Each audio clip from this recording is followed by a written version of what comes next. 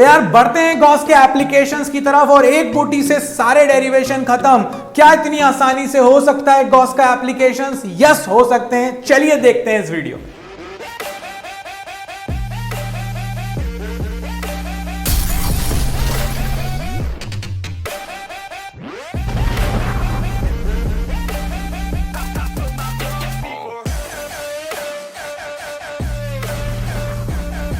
तो यार गॉस के एप्लीकेशंस में बढ़ने के पहले ले लेते हैं बाबा जी की बूटी।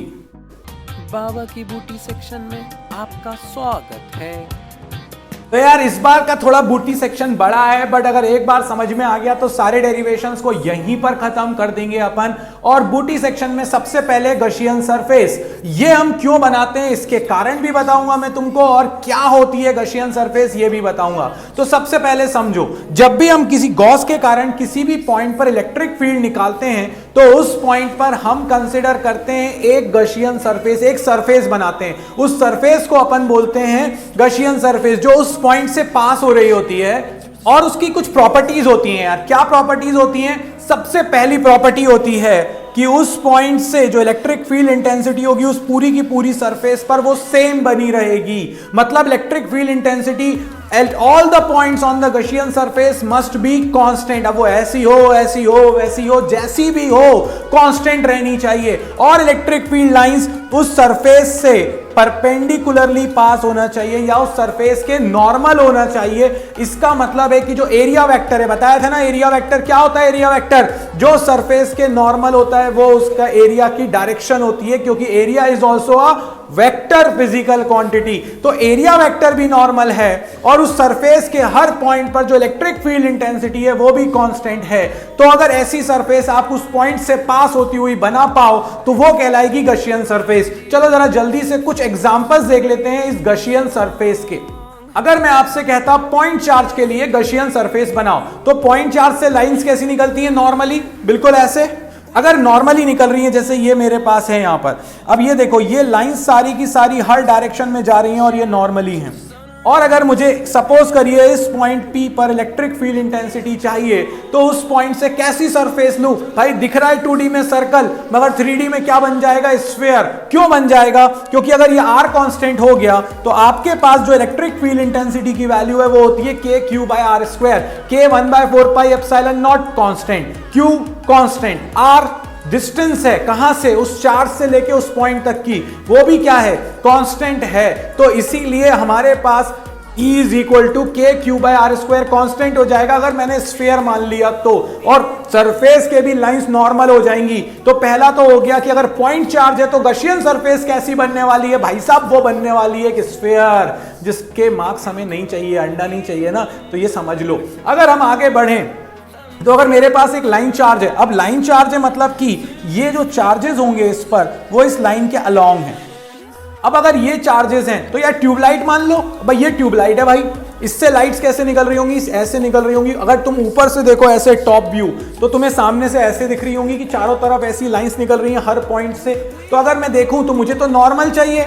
अगर नॉर्मल चाहिए सरफेस, गॉसियन सरफेस, तो लेट अस से कि मुझे इस पॉइंट पर चाहिए इलेक्ट्रिक फील्ड, x पॉइंट मान लिया। अब अगर लाइन चार्ज है और मुझे चाहिए किसी पॉइंट से एक इलेक्ट्रिक फील्ड इंटेंसिटी उस लाइन चार्ज के कारण, तो उस पॉइंट से पास होने वाली एक सरफेस बनाओ। भाई यहां पर मेरी सरफेस क्या बनने वाली है? तो मैंने तुम्हें दिखाया था कि चारों तरफ से लाइंस निकल रही हैं, तो भाई ये बन जाएगा एक cylinder. So in case of line charge जो मेरी गॉसियन सरफेस बनने वाली है वो बनने वाली है एक सिलेंड्रिकल, यानी कि ऐसा कुछ। ठीक है, अब आगे बढ़ जाते हैं और ये बड़ा इंपॉर्टेंट पॉइंट है। ये जो है हमारे पास ये है शीट चार्ज। ओहो, ये शीट चार्ज क्या कहना चाह रहा है भाई? ये शीट चार्ज हमसे ये कहना चाह रहा है भाई शीट है। अब वो चाहे आप इनफाइनाइटली लॉन्ग ले लो, सर्कुलर ले लो, स्क्वायर ले लो, जैसी आपकी मर्जी है ले लो। इससे कैसी लाइंस निकलेंगी? यार इससे लाइंस निकलेंगी इस तरह से। अब अगर इससे इलेक्ट्रिक फील्ड लाइंस ऐसी निकल रही हैं और नॉर्मली, अब देखो ये मैं बुक वाला बता रहा हूं तुमको, वैसे मैं तुमको, तुम कहो क्यूबॉइड है तो बिल्कुल सही बोल रहे हो, गलत नहीं बोल रहे हो। तुम कहोगे कि सर इसका शेप हमने सर्कुलर क्यों लिया? आपकी मर्जी है, आप जो शेप लो। बुक्स में ऑथर्स ने सर्कुलर मान लिया, इसीलिए मैंने सर्कुलर मान लिया। अब लाइंस अगर ऐसी निकल रही हैं तो ऑब्वियसली सरफेस जो होनी चाहिए उस पॉइंट से पास होने वाली वो लाइन से परपेंडिकुलर चाहिए। अब लाइंस ऐसी निकल रही हैं और इस पॉइंट पर फील्ड चाहिए तो सरफेस ऐसी होगी, तभी तो ये नॉर्मल बनेगा। तो यहां पर अपन लोगों ने एक मान लिया ये इस तरह की सरफेस, इस सरफेस को आप चाहो सर्कुलर मानो, आपकी मर्जी है। आप चाहें तो इसे स्क्वायर मान लें, बुक्स में और मार्किंग स्कीम में सर्कुलर दिखता है इसीलिए, अदरवाइज ऐसा कुछ भी नहीं है। इसी तरह से दूसरी साइड भी तो निकलेंगी ना यार, जब दूसरी साइड निकलेंगी और क्लोज सरफेस बनानी है तुमको, तो ये एक आपके पास बन गई दूसरी साइड पर भी।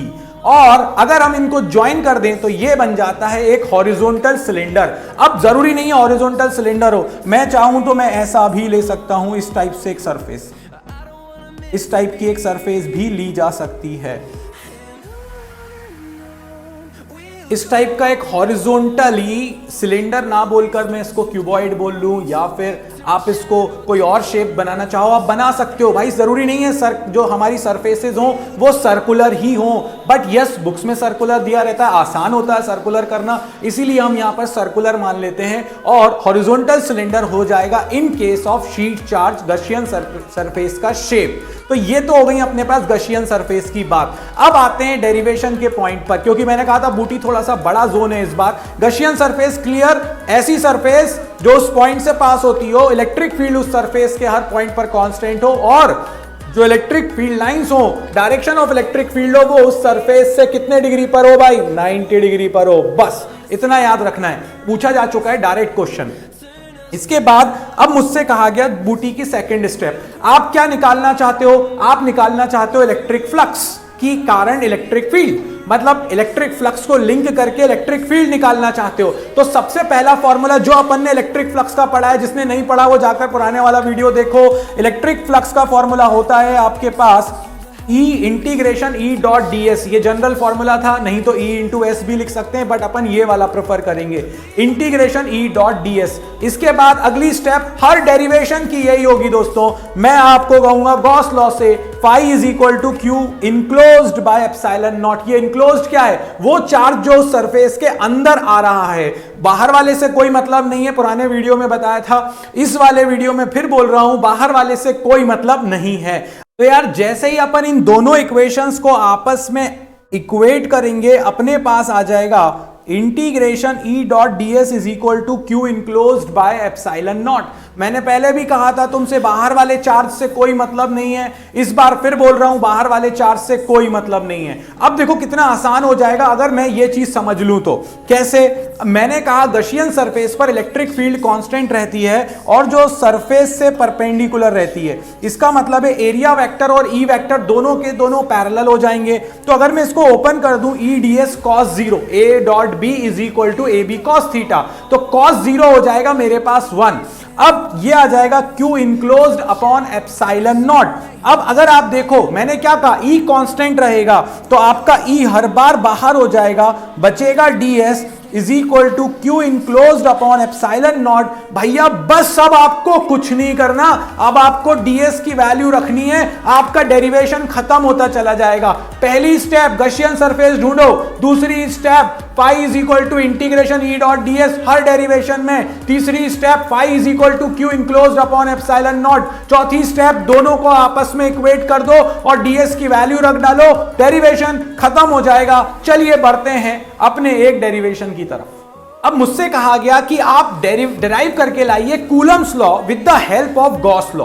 अरे गॉस लॉ की मदद से मुझे कूलम्स लॉ निकालना है, मतलब मुझे कि गॉस लॉ पता है, बूटी दे चुका हूं आपको, कूलम्स लॉ प्रूफ करना है। मान लो यार कि एक पॉइंट चार्ज है, ये डेरिवेशन दूसरी तरह से भी पूछा जा सकता है, बोला जा सकता है कि इलेक्ट्रिक फील्ड इंटेंसिटी निकालो पॉइंट चार्ज के कारण गॉस लॉ की हेल्प से, वो भी हम निकाल रहे हैं। तो देखो यार, सबसे पहले मान लो कि एक पॉइंट चार्ज बैठा हुआ है यहां पे, और आप चाहो तो दूसरी जगह पर क्यू नॉट चार्ज को रख दो, या फिर इलेक्ट्रिक फील्ड इंटेंसिटी निकालनी है तो नॉर्मली इसको बोल दो पॉइंट एक्स। ठीक है, अब जैसे ही मैंने इसको कहा पॉइंट एक्स, उससे पास होने वाली है गशियन सरफेस। पॉइंट चार्ज के केस में गशियन सरफेस क्या होती है? क्या होती है? बोलो बोलो जल्दी से। हाँ, स्फेरिकल होती है। तो अगर स्फेरिकल होती है, पहला स्टेप खत्म, गशियन सरफेस हो गई पॉइंट चार्ज के लिए स्फेरिकल। कूलम्स लॉ को प्रूव करना है तो पॉइंट चार्ज मानना पड़ेगा, और उस पॉइंट से जहां इलेक्ट्रिक फील्ड निकालनी है या फोर्स निकालना है, उससे पास होते हुए एक गशियन सरफेस मानो पॉइंट चार्ज के लिए बन जाती है स्फेरिकल। तो दूसरी स्टेप क्या थी? Pi is equals to integration E dot ds। ये हो गया आपके पास दूसरी स्टेप गशियन सरफेस पहली थी, दूसरी डेफिनेशन ऑफ, फिर तीसरी मैच। मुझे बताने की जरूरत नहीं है, बता चुका हूं बूटी में भाई, phi is equal to Q enclosed upon epsilon naught, यानी गॉस लॉ का यूज यहां पर अपन करेंगे और दोनों इलेक्ट्रिक फ्लक्स रिप्रेजेंट कर रहे हैं तो नेक्स्ट स्टेप में दोनों को इक्वेट कर देंगे। अब मैंने तुम्हें बताया था कि जो सरफेस होगी वो एरिया वेक्टर के साथ पैरेलल होगी तो थीटा हो जाएगा 0। इलेक्ट्रिक फील्ड है कांस्टेंट, इलेक्ट्रिक फील्ड कांस्टेंट क्यों थी? गॉसियन सरफेस की ये प्रॉपर्टी थी। तो यार इस डेरिवेशन में इलेक्ट्रिक फील्ड हो जाएगी बाहर, इंटीग्रेशन ऑफ ds बचेगा। बताओ जरा जल्दी से, अगर पॉइंट चार्ज है तो उसके चारों तरफ गॉसियन सरफेस जो थी वो स्फेरिकल थी, स्फेयर का सरफेस एरिया क्या आएगा? 4 पाई आर स्क्वायर आएगा भाई साहब। तो ये हो गया E is equal to 4 into 4 pi R square, ds का integration is equal to Q by epsilon naught. 4 pi R square को तेजी के साथ नीचे लेके चलते हैं, फॉर्मूला बन जाएगा 1 upon 4 pi epsilon naught Q by R square. ये इतनी आसानी के साथ डेरिवेशन खत्म। अगर उन्होंने पूछा होता इलेक्ट्रिक फील्ड इंटेंसिटी निकालो पॉइंट चार्ज के कारण गॉस का यूज करके, डेरिवेशन ओवर। बट उन्होंने मुझसे पूछा है कूलम्स लॉ। ठीक है, तो एक काम करो, ये मेरे पास था वो पॉइंट चार्ज Q और इससे r डिस्टेंस पर ये था मेरे पास पॉइंट। अब यहां पर एक काम करते हैं, यहां पर रख देते हैं एक Q0 चार्ज। अब जैसे ही मैंने Q0 चार्ज को रखा तो ये आ जाएगा मेरे पास F is equals to Q0 E। बताया था force is equal to QE, लुई, याद है? तो अगर उसको देखें अपन तो F इज इक्वल टू आ गया Q0 E और E की वैल्यू अपन ने ऊपर से उठाई और यहां रख दी, फॉर्मूला आ जाएगा F is equals to 1 upon 4 pi epsilon naught Q0 by R square.